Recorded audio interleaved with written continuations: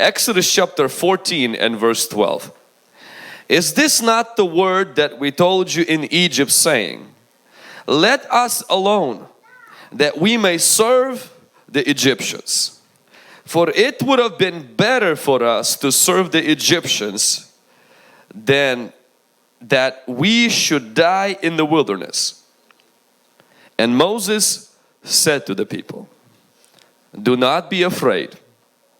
Stand still and see the salvation of the Lord, which He will accomplish for you today. For the Egyptians whom you see today, you shall see again no more forever. The Lord will fight for you, and you shall hold your peace.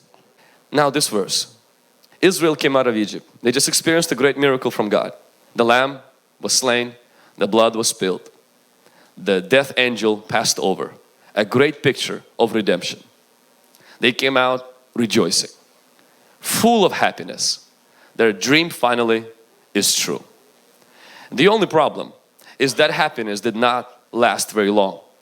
3 days later, Pharaoh woke up and realized he lost a bunch of slaves. He mustered up his army, and the Bible says he went after them to bring them back to Egypt. And when Israel saw that, this is where the complaining came in. Fear kicked in. We knew this is not going to work. We thought, we told you, Moses, and now this is true. And Moses says the following words to them. He says, don't be afraid. Stand still. You will see the salvation of the Lord, which He will accomplish for you today. For the Egyptians whom you see today, you will see again no more forever. Only stand still and God will fight for you. If you're taking notes, I want you to write this down. Just one thought. If God brought me to this, He intends to get me through it. God did not bring him to Red Sea to kill him. God did not bring him to Red Sea to drown them. God did not do all of those works so He can drop them right in front of the Red Sea. I believe sometimes same thing happens in our life. We experience certain works of God, we experience the miracles of God, we experience the salvation, we experience answered prayers, and then we can come to a place where the future looks dim, the past looks bright. We come to a point where we see that the future looks completely dark and the past looks very attractive. The future looks impossible. It seems like there is no way I will ever be able to get through this. This is the end of my life. This is the end of my future. This is done. And then you're remembering what God has done. You're like, if God intended to end my life here, why did He do the 10 plagues? And I want us to use a little bit of common sense to realize that God is not planning to drown us at the Red Sea. The Red Sea, if God brought you to it, He intends to get you through it. If you're facing a financial problem right now and maybe it seems impossible and you have explored every possibility and you cannot get it through, I want to encourage you today to let you know, do not be afraid of the Red Sea.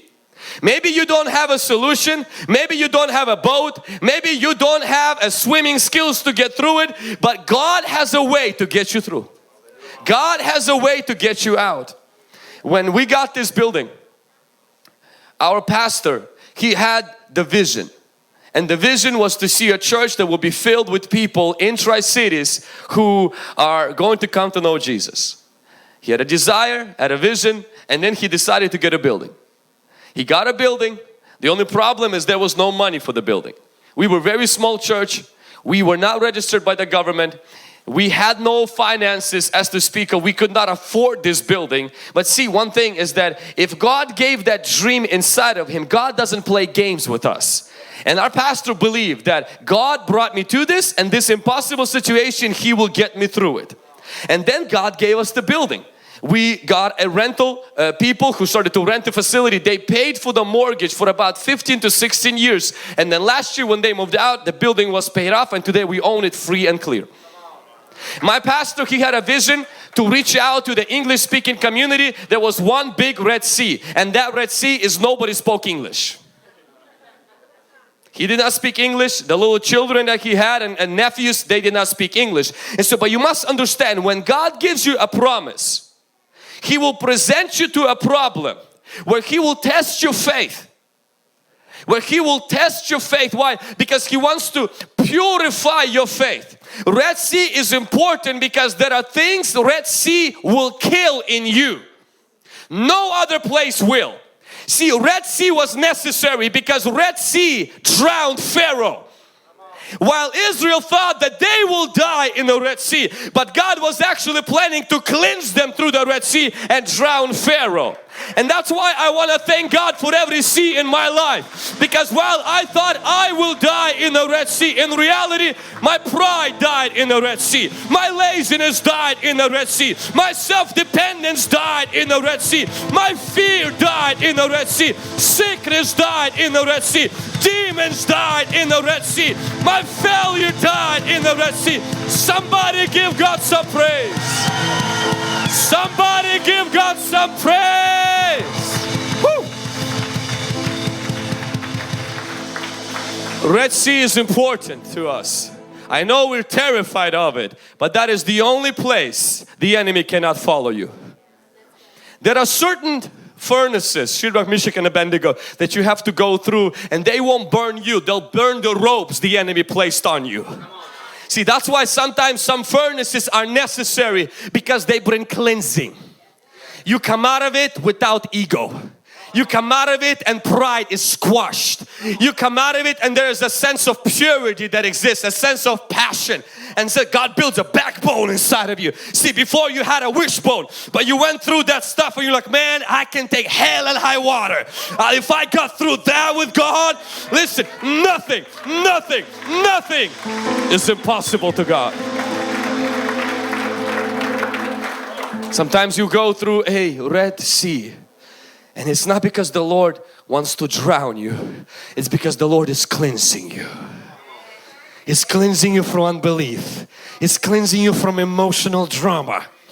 That little emotional roller coaster. I don't feel like God is with me. He left. And God will cleanse that out. So that you will say like Job, I know my Redeemer lives. You will say like Paul, I know in whom I have believed. Do I feel Him? No. Do I see Him? No. But I know He is alive.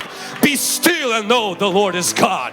Why? God will cleanse that emotionalism in us.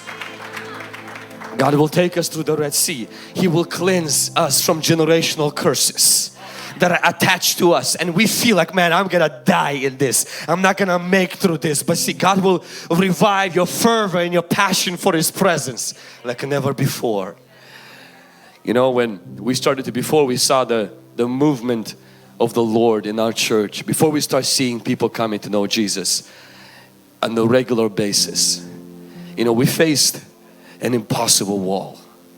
I remember personally when I was already a youth pastor, you know, and the assignment was on our life to see breakthrough. We've done everything we could, we felt like. And it felt like, man, this thing is impossible. We can't get through it. 50 kids on Wednesday night, on Thursday night. And there was everything that we did, we couldn't push through. And it seems like this is it. But I'm like, if God gave us a building, it wasn't so we die here. If God gave us a miracle, if God wouldn't do that. If He would plan to shut our church down, God wouldn't be that good with 10 plagues if He intended to have my funeral at the bottom of the rivers of the sea. There's something that inside was saying, no, there has to be a way out, but I don't see it. But our worship team did a song a while ago. It says, Waymaker. My Bible tells me Jesus is the way. See, when there seems to be no way, I just want to encourage you, have this resolution inside of your spirit. God did not bring me to this to drown me here. And if I have to go through the water, it's because God is going to give me a bath. I will make it through this water. Pharaoh will not. Fear will not. My sickness will not. Failure will not. Ropes will be burned. Pharaoh will die. Come on, somebody, give God some praise right now. Some of you, you are in the bath right now. Some of you, you are in the furnace right now. God is cleansing you. You think He's burning you. God is purifying you. God is purifying you. He's purifying your family. He's purifying your life. Malabo Sataramaneya. Jesus. Jesus. I didn't bring myself here, Moses said. It wasn't my idea to get to the Red Sea. I wouldn't even be able to get into the Red Sea if He brought me to this. I don't know how. There's never been any solution through the Red Sea. There is no Titanic, there is no cruise ship, there is no tools humanly possible. But the Bible says, stand and see. God is accomplishing salvation. Meaning God is working as I'm trusting. As I'm choosing not to fear. As I'm looking at this sea and I declare with my mouth, I will live and not die. I will see the goodness of God in the land of the living. For I know the thoughts that I have for you, says the Lord, the thoughts of good and not of evil. As I stand and declare that God says your way will be prosperous and you will have good success. As I stand and declare, God says you will be like a tree planted by the rivers of living water, whose leaf will not wither and whose fruit will be borne all the time. I believe I'm standing in front of a miracle. I don't know how it will happen, but I know one thing: God's promise to me will be true. The promise He gave to my family will be true. The promise He gave to Abraham will be true. If Pharaoh couldn't stop it, nor will Red Sea stop it. If God conquered Pharaoh, He will conquer the Red Sea. That is the dream that's inside of our church. We will see thousands locally and millions globally. That is a dream that's inside of my spirit, inside of my pastor's spirit, inside of your spirit. We will see blind eyes see, deaf ears open. We will see lame walk. We will see a mega church with the mega impact and the mega vision. Milk and honey was what He promised them, but nations is what He promised us. If He crushed the Pharaoh, if He crushed and brought the 10 plagues in Egypt, He will bring me a breakthrough in the Red Sea. This next thing that we're believing for right now, that God will give us a new facility. Maybe you're believing for your child to come home. Maybe you're believing to have children. Maybe you're believing for your parents to come to know Christ, and you may say, but it's been so long. I feel like I am dying in this. My friend, God is purifying you through this. God is pure. You will come out better, stronger, more purified than gold. I know it hurts and it feels like the dream is dying. The dream is never connected to you, it's connected to the Lord. It's safe in Him. I just want to encourage you, if He brought you to this, He will bring you through it. I want to encourage you, God did not bring you here to drown, but to drown the enemy. You will get through it, but God will purify you. Never go through the Red Sea with the same baggage you came into it. Never come out of it with the same demons you came into it.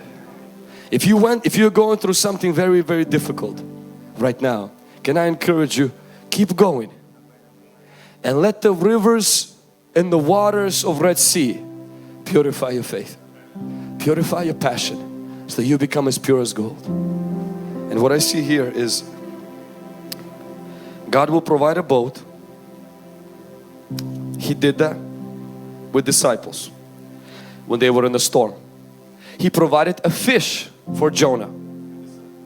He helped Jesus to walk on water. But for Israel, He split it. He made a way where there is no way. For some people, He will make them walk on water. Others, He will give them a boat. There are some of us He will give you the strength to swim through. But there are people in this room, God will not send a whale, He will not send a boat, and He's not going to give you to walk on it. He will make a way where there is no way. He will make a way where the doctor says that is impossible. He will make a way where your bank loan officer said that is impossible. He will make a way where your past will say that is impossible. But if you break word impossible, it says possible. The impossible simply means God says it's a recipe for a miracle. For them, He made a way where there is no way. I want to believe this evening for miracles that there is no way that could happen. There is no way that could happen. That is impossible. I want us to pray bold prayers. I know we prayed comfortable prayers. Oh, Lord, bless the hands of the doctor. That is good. There is nothing wrong with that. You can ask God to give you a boat to get through the sea. Nothing wrong with that. I know someone's prayed, Lord, help that this medicine will kick in. That it will help me with that. There is nothing wrong with asking the whale to get you through the other side. Nothing wrong with that. Maybe some of you say, God, give me the strength to just get through it. Nothing wrong with asking to walk on the water. But the miracle I am referring to that the Lord accomplished for Israel, as I believe the Lord wants to do, there are some people in this room today. He wants to make a way where there is no way. I am the truth, the way, and life. I can make a way where there is no way. Where it's impossible. There is no way that could happen to you. He is a way maker, miracle maker. He can produce it. It comes naturally to Him. The way I preach comes naturally to me. He makes a way where there, He comes in.